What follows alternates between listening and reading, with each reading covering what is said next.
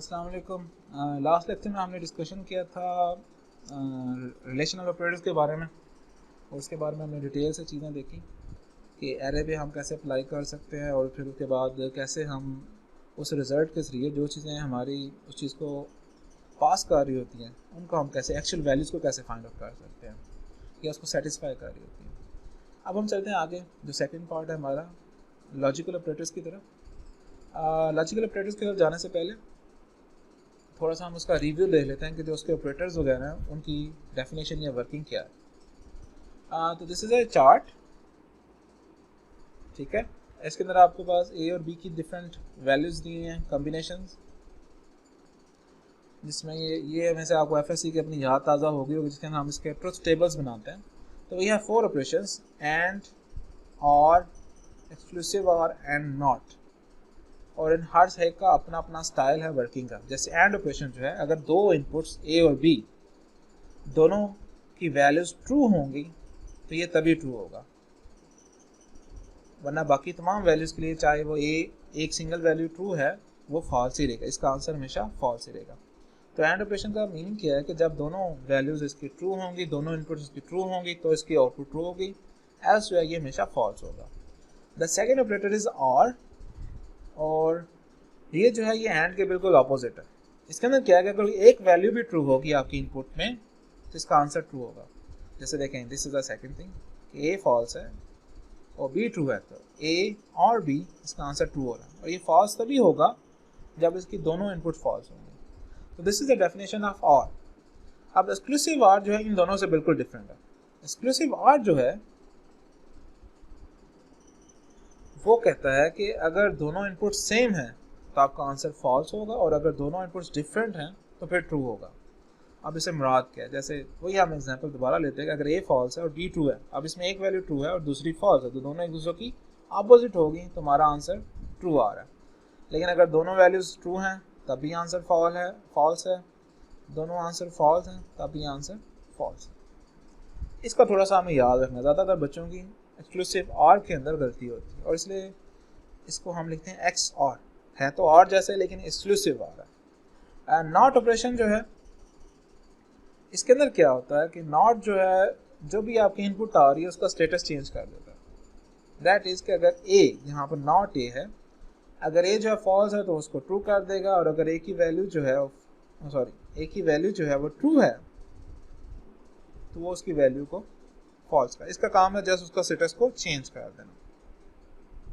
तो ये 4 हमारे पास लॉजिकल ऑपरेटर्स हैं, और मैटलैब के अंदर इनके बिल्ट इन फंक्शन मौजूद हैं, क्योंकि हमें पता है कि मैटलैब जो फंक्शन सॉफ्टवेयर है वो मैथ के रिलेटेड जितने भी फंक्शंस हैं उनका सेम नेम के साथ ही बिल्ट इन फंक्शन बनाता है। फॉर एग्जांपल जैसे अगर हमने कभी ट्रांसपोज लेना हो तो मैटलैब के अंदर जो ट्रांसपोज है उसके आप स्पेलिंग लिखें, ट्रांस एंड पोज, और उसके अंदर थोड़ा सा टाइम लग रहा है मुझे लिखने में, थोड़ा सा साथ लें, और आगे आप कोई भी मैट्रिक्स है उसकी इनपुट दे दें तो वो उस मैट्रिक्स का ट्रांसपोज निकाल लेगा।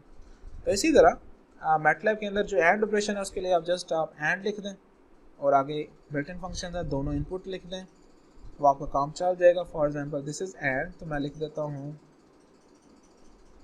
लेट्स से येलो कलर हम सेलेक्ट कर लेते हैं, A and D, and brackets, जो दो वैल्यूज़ हैं कोई भी वैल्यूज़ आप एक्स एंड वाई लिखते हैं, एक्स की कोई ना कोई वैल्यू होगी, वाई की कोई ना कोई वैल्यू होगी, इसको आप इनपुट दे दें आपके पास आंसर आ जाएगा। और है तो उसके लिए आपको और लिखना पड़ेगा सेम एज इट इज़, और वही ब्रैकेट्स और दो इनपुट्स। इसमें एक्सक्लूसिव आ रहा है तो उसके लिए आपको एक्स ओ आर लिखना पड़ेगा, नॉट है तो आपको नॉट लिखना पड़ेगा, और नॉट के अंदर तो एक ही इनपुट आती है तो आप उसको कोई भी लिख सकते हैं, एक्स लिख लेगा, दैट्स इट। अब यहाँ पर ही सारे कैपिटल में लिखे हैं, चूँकि ये बुक का स्टाइल है उसके अंदर उन्होंने वो ब्लॉक लेटर्स में लिखा हुआ है, लेकिन हमें पता है कि मैटलैब की जो कमांड्स हैं ये सारी हम स्मॉलर केस में लिखते हैं, लोअर केस में, तो ये सारे के सारे स्मॉल लेटर्स हैं। अब जिस तरह मैटलैब में जो फंक्शंस फ्रिक्वेंटली यूज़ होते हैं उसके लिए हमने सिम्बल्स भी बनाए हैं। जैसे ट्रांसपोज है तो इसका हमने सिंबल बनाया हुआ है ए इन्वर्टेड कॉमा, तो ऑटोमेटिकली डायरेक्ट हमारे पास मैट्रिक्स का ट्रांसपोज आ जाए बजाय इतनी लंबी कमांड लिखे। इस तरह हमारे पास कुछ लॉजिकल ऑपरेटर्स के भी जो है शॉर्ट कमांड हैं। जैसे एंड के लिए ये हम एंड यूज़ करें, इसे हम ये सिंबल है इट इज़ कॉल्ड %, और इंग्लिश के अंदर ये एंड के लिए तौर पर यूज़ होता है, तो इसलिए उसी की मुनासिबत से हमने इसको रखा हुआ है। और है तो उसके लिए हमारे पास स्ट्रेट लाइन है, जो कि बैकस्लैश, अगर आप शिफ्ट दबा के बैकस्लैश बनाएं तो ये स्ट्रेट लाइन आती है। एक्सक्लूसिव वर्ड चूँकि इतना ज़्यादा कॉमनली यूज़ नहीं होता, इसलिए इसकी कोई शॉर्ट कमांड नहीं है, इसको आपको बिल्ट इन फंक्शन के तौर पर ही लिखना पड़ेगा, जैसे एक्स और नॉट जो है इसके लिए जो है जो ये मद यूज़ हो रही है, इसको इंग्लिश में कहते हैं टिल्डा। तो ये सिंबल है मद, ये जो अलिफ मद आम वाली मद है ये वो है, इसको अगर आप देखें तो ये एस्केप के नीचे आपके पास इसकी की शॉर्ट की है, और अगेन इसे भी शिफ्ट दबा कर ही यूज़ करना पड़ता है। तो these are the short keys जो कि मैटलैब में यूज़ हो रही हैं। स्ट्रक्चर मैंने आपको बता दिया है, थोड़ा सा हमने इनकी वर्किंग को भी रिवाइज कर लिया। अब हम इसको मैटलैब के ऊपर अप्लाई करके देखते हैं कि ये कैसे चलता है, और इसके लिए हम कुछ एग्जाम्पल ले लेते हैं ताकि सारी चीज़ें इसके अंदर रिलेशनल ऑपरेटर्स भी आ जाएँ, लॉजिकल ऑपरेटर्स भी। कि let's say we have list of ages, कुछ बच्चों की हमने सर्वे किया है और रैंडम हमने कोई ख़ानदान के लोगों को लिया है, जिसमें कुछ छोटे भी हैं, कुछ बच्चे भी हैं, कुछ बड़े भी हैं।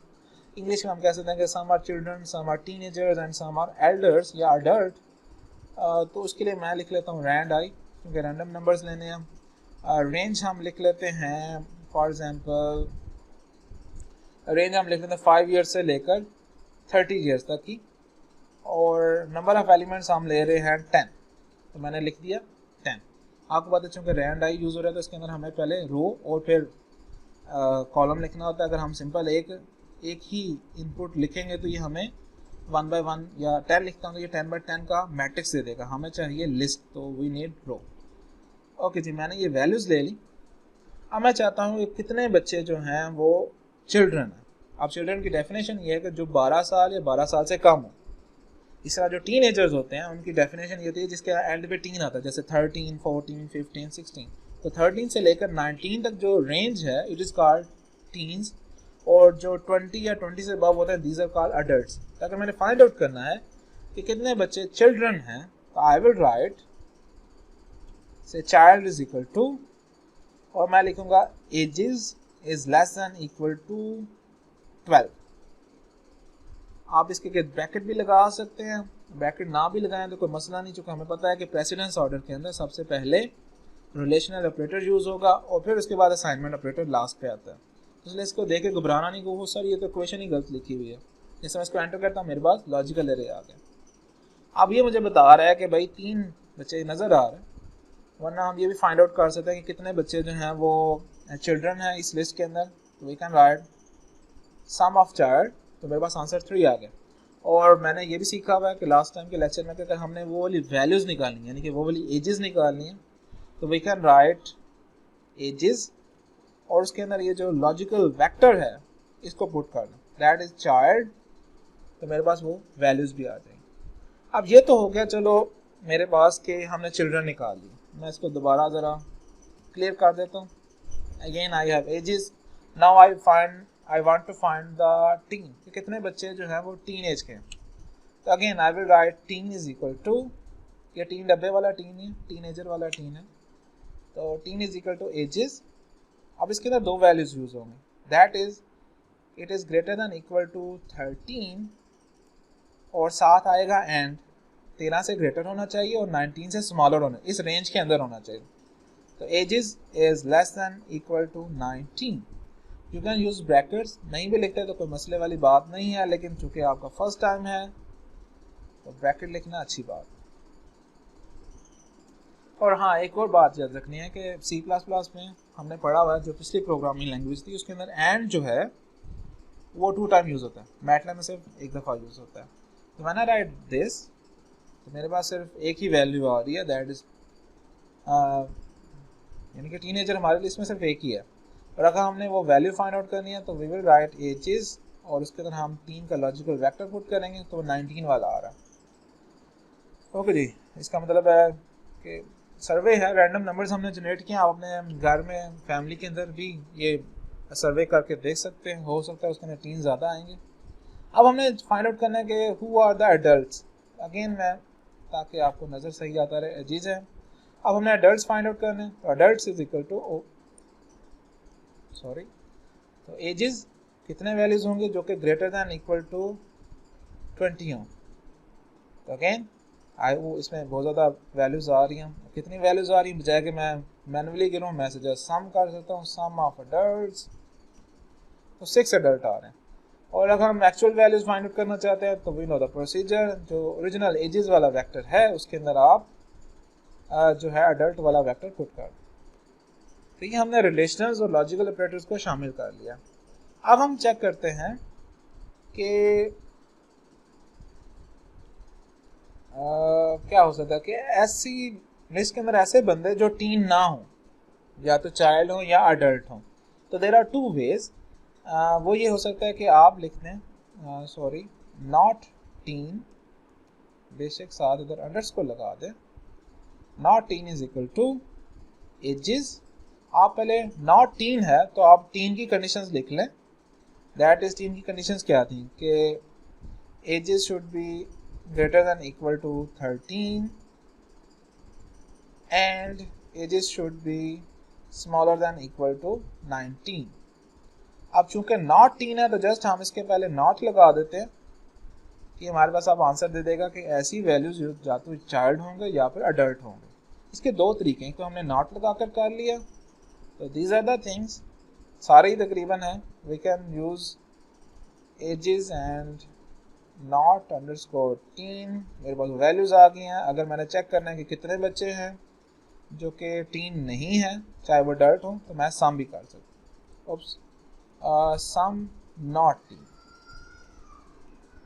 अब इसी चीज़ को अगर हम दूसरे तरीके से करें तो फिर कैसे होगा। मैं अगेन लिखता हूँ एजेस और यहाँ पर मैं लिखता हूँ नॉट अंडरस्कोर टीन 2, तो वो क्या होगा कि चिल्ड्रन जो है वो लेस देन 12 होंगे, तो I will write ages is less than equal to 12।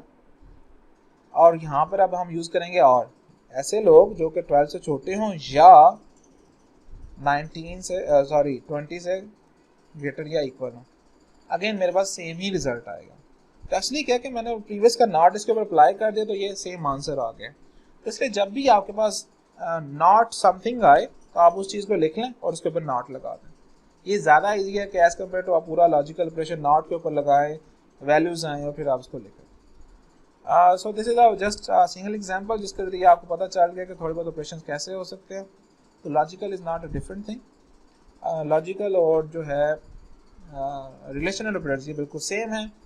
एक और बात है कि लॉजिकल में थोड़ा सा जस्ट 2 मिनट मुझे चाहिए कि लॉजिकल के अंदर एक और चीज़ भी आती है कि वैसे मैथमेटिक्स में तो सिर्फ लॉजिकल के 4 ही ऑपरेशंस हैं, लेकिन मैटलैब के अंदर ये 4 से आगे भी हैं कुछ हमारी अपनी सहूलत के लिए। जैसे यहाँ पर हमने एक्सक्लूसिव वार का पार्ट लिया हुआ है, ये तो आपने बिल्ट इन कमांड की तरह ही लिखना है। अब हम चलते हैं ऑल की तरफ। ये जो ऑल है ये बता रहा है कि अगर आप किसी वेक्टर एरे के ऊपर अप्लाई करते हैं तो ये आपको रिटर्न में क्या करेगा कि अगर उसकी तमाम वैल्यूज पॉजिटिव यानी कि ट्रू हैं तो वो फिर आपको आंसर देगा यस, और अगर कोई एक भी वैल्यू उसके अंदर फॉल्स है यानी कि 0 तो आपको आंसर क्या कर देगा फॉल्स।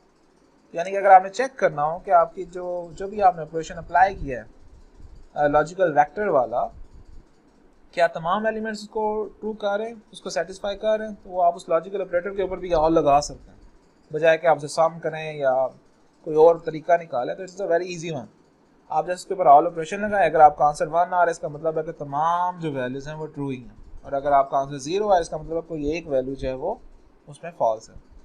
अब इसी का जो बरक्स वो है एनी कमांड, कि अगर आपकी लिस्ट के अंदर कोई एक वैल्यू भी ट्रू है तो वो उसको ट्रू कंसिडर करेगा, और अगर तमाम वैल्यूज फॉल्स है तो फिर वो उसको आपको आंसर देगा फॉल्स। तो ये चीज़ें उस चीज़ को फाइंड आउट करने के लिए की जा सकती है कि अगर आपने चेक करना हो कि कोई भी कंडीशन जो है जो लॉजिकल वेक्टर है क्या उस तमाम एलिमेंट्स जो है उस कंडीशन को सेटिस्फाई नहीं कर रहे, तो फिर आप उसके ऊपर एनी लगाएंगे। तो अगर आपका आंसर 0 आ रहा है तो दैट मीन कि आप जो आपने कंडीशन पुट की है उसको कोई भी सेटिस्फाई नहीं कर रहा।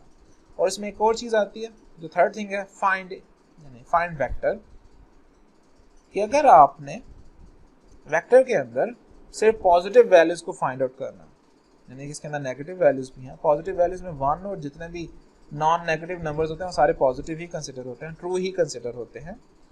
तो अगर आपने वो सिर्फ ट्रू वाली वैल्यूज़ को फाइंड आउट करना है तो आप उस वेक्टर के अंदर फाइंड लगा सकते हैं, तो आपके पास ये ट्रू वैल्यूज़ आ जाएंगी। और अगर आपने इसे किसी पर्टिकुलर कंडीशन के साथ चेक करना है कि ऐसी वैल्यू जो कि ट्रू कर रही हैं, जो कि पॉजिटिव हैं और वो 4 से बड़ी हैं, तो you can use find A is greater than D. ये दोनों काम आपके इकट्ठे हो जाएंगे कि ऐसे एलिमेंट जो कि 4 से ग्रेटर भी हैं और साथ साथ वो ट्रू भी हैं, तो वो आप उसके लिए फाइंड अप्लाई कर सकते हैं। तो एक नई चीज़ थी मैटलैब के अंदर, तो मैंने सोचा आपको बता दूं। ये बुक के ऊपर भी लिखी हुई है, आप उधर से भी देख सकते हैं, और आप इसकी जो एग्जांपल्स हैं जो बुक के अंदर लिखी हैं उसको भी ट्राई कर सकते हैं। ये आगे लिखा हुआ है कि you have a list of some temperatures, और आपने फाइंड आउट करना है कि कितने डेज में टेम्परेचर जो है 75 है। इसके आप डिटेल से पढ़ लेंगे, किसी इलाके के बारे में टेम्परेचर के बारे में बताया गया, और वो आपसे पूछा गया कि कितने दिन जो है टेम्परेचर 75 से ग्रेटर था, कितने दिन टेम्परेचर 65 और 80 के दरमियान रहा है, कितने दिन टेम्परेचर 50 और 60 के दरमियान है। तो मैं ये आपको प्रेफर करूँगा कि आप इस एग्जाम्पल को पढ़ें और बजाय नीचे सोल्यूशन देखने के आप इसको ट्राई करें पहले, फिर इसमें जो गलतियाँ होंगी वो आप इधर सोल्यूशन को देख के भी चेक कर सकते हैं। Okay, this was it, thank you very much.